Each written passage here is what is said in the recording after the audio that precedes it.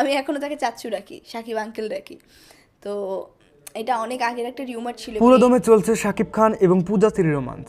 বলছি গোলই সিনেমার নায়িকা পূজা চেরি, কিন্তু কথা ছিল শাকিব খানের নায়িকা হবেন দিঘি। এমন হাজারো সংবাদ ছাপানো হয়েছিল গণমাধ্যমেও। শাকিব খানকে চাচ্চু বলে ডাকেন দিঘি, তাই নায়িকা হবে কিভাবে? এটা মানাবে না, আবার কারো কারো কাছে বেশ মানাবে।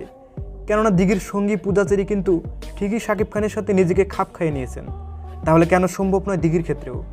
বর্তমানে শাকিব খান এবং পূজা চেরি রোমান্টিক গানের শুটিং করছেন জামালপুরের যমুনার চরে। শাকিব পূজাকে নিয়ে দিঘির একটু হিংসে হওয়ারই কথা, কেননা যাকে নিয়ে এত গুঞ্জন হলো নায়িকা হচ্ছেন শাকিব খানের, সে না হয়ে দিঘির সঙ্গে পূজা চেরি হয়ে গেল। তবে আফসোস নেই দিঘির। দিঘি বলেন, যদি কোনোদিনও সুযোগ হয় ওই রকম ক্যারেক্টার যেটা শাকিব চাচ্চুর সাথে আমাকে মানাবে, তাহলে একসাথে কাজ হবেই।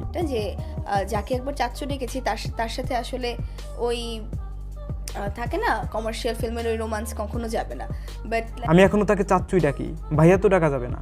তাছাড়াও এসব কমার্শিয়াল সিনেমার মতো চাচ্চুর সাথে রোমান্স করা সম্ভব না আমার। এই পাঁচটা রোমান্টিক সিনেমা ওগুলো আসলে তার সাথে কখনোই যায় না আমার। সে এখনো আমার চাচ্চু, নায়ক হলেও চাচ্চু, ভাইয়া ডাকা তার সম্ভব না।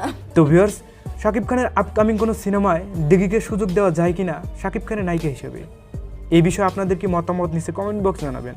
আর ভিডিও ভালো লাগলে একটি লাইক দেবেন। বিনোদনের সর্বশেষ আপডেটগুলো সবার আগে পাওয়ার জন্য চ্যানেলটি সাবস্ক্রাইব করে রাখবেন।